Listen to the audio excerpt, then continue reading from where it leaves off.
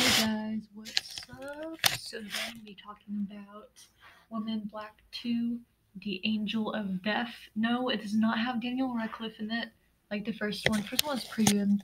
This one is good as well, but it's incredibly fucked up. So basically it's set during World War II. Basically the Germans are like bombing London, and the scene opens to a bunch of people like in the underground tunnel, and there's this lady who is like smiling, just trying to be upbeat, positive, and people are like this girl's like, how can you stay so calm and like act so happy in this like shitty situation? She's like, well, I mean, it's really life and you can do, keep from going insane. Anyways, like after you wait out, basically the lady who was smiling and this older lady, also a bunch of kids, they hop on a train to get the heck out of there because it's not a safe place, and they decide to go all the way to this house in the middle of nowhere, like in the middle of the marsh, and they have to go across this like windy ass road with like water on either side of them.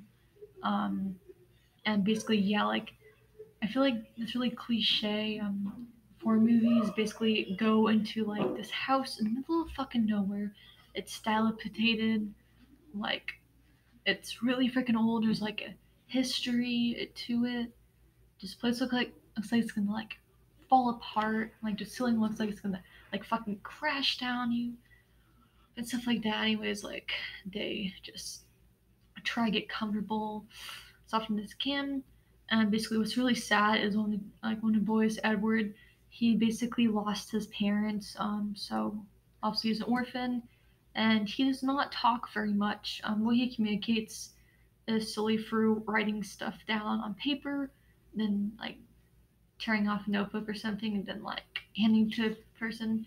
And there's two other boys who are older, and they're complete like assholes to him for no apparent reason. I mean, just because he's like shy and because he's gone through a lot of shit, they're like, oh yeah, let's treat him like crap. Anyways, yeah. So basically, like he keeps this like creepy ass drawing of like this lady in black, um, and like him holding his hands, and like one main character's just like, oh, that's sweet. That's a picture of your mom, right? And he's like he nods and stuff like that. And basically, like another character, I think that one of the main ladies, I forgot her name, was like not trained. I think his name is like Henry or Harry, and like he's this cute like fighter pilot guy. And like the other lady's like, yeah, he's kind of cute. I mean, she doesn't say it, but I mean, you can tell that like sparks are flying. It's like love first sight and all that cliche stuff. Anyways, yeah, like they eventually find out the history of the house, which is kind of confusing, honestly. Something about and like two ladies, and one lady has a son, and basically like the son didn't know who his real mom was, and one day basically like their car or something fell into the lake and the son drowned, and like the other lady wasn't able to save him, and there's like this cross in like the like sort of middle of the lake marsh or whatever, and they're like, oh yeah, what does this mean? And then like yeah, like her and the pilot basically figure it out. Like the headmistress is like, oh, there's no such thing as like ghosts. I mean, oh yeah, well like, oh yeah, even though one of the boys in a group like basically committed suicide, like he just like woke up in the middle of the night and wandered into the marsh and was found like dead, like near barbed wire. Oh yeah, it's totally fine. He's probably just shell shocked from the whole situation. And the main lady, like during the lead, she's like, no, there's something going on with this house, and I can sense that like there's this evil presence and yada yada. And basically like they find out like the ladies, like the dead ladies, like the dead lady, like ladies. I mean, like one of them, like the mother of the son, like she wants the other lady to witness like her son's death over and over again, because like basically like she found scrawl on the wall like you let him go, like you didn't save him, And the main lady, she's like, "Oh my gosh, this is a message that this ghost is trying to send to me because I was very young and I got pregnant and I had my baby boy, and basically like they took him away from me. I never got to name him or see him, and I asked where he like went, but they wouldn't tell me.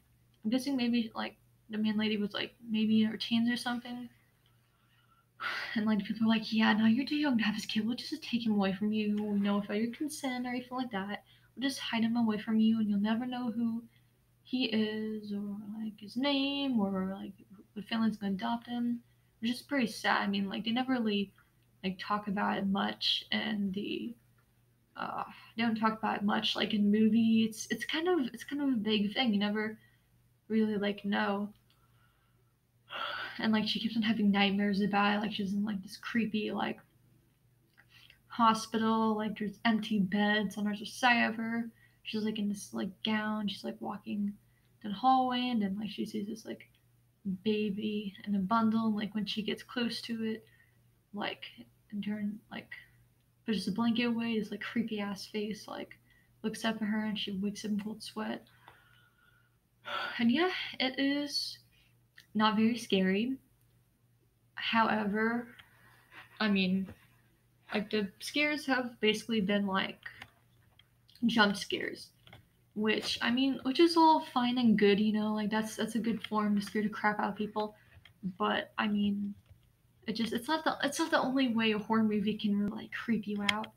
I feel like it just relied too much on jump scares. I mean, of course you're gonna like flinch a little when you see like something like come at you. I mean, of course you're gonna be like, oh shit, what is this?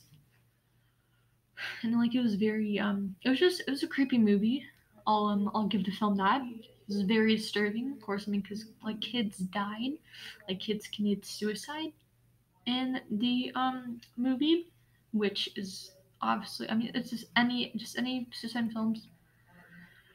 It is fucked up, honestly, the ways they do it. So if that stuff like that triggers you, I don't blame you. Then you probably shouldn't watch it because I mean, especially kids. This one girl tries to like strangle herself. I mean, I get that. That's just fucked up. Anyways, yeah. And the ending is interesting. I'm not gonna spoil the ending this time. I'm not gonna tell you like what happens and stuff like that. But anyways, if you, I mean, it's a good movie. It's on Netflix. I recommend most of the movies watch Netflix because I mean, it's more convenient to me, honestly.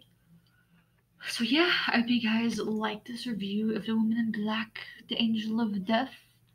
Be sure to subscribe if you haven't already. I post videos usually on Mondays and Fridays when I am feeling like motivated and not lazy. And yeah, like if you like this video, give it a big old thumbs up or a big old thumbs down.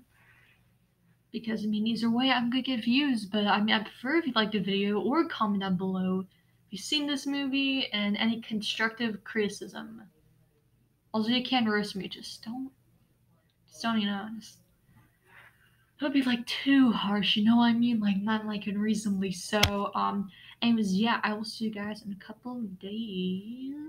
Alright, bye, y'all.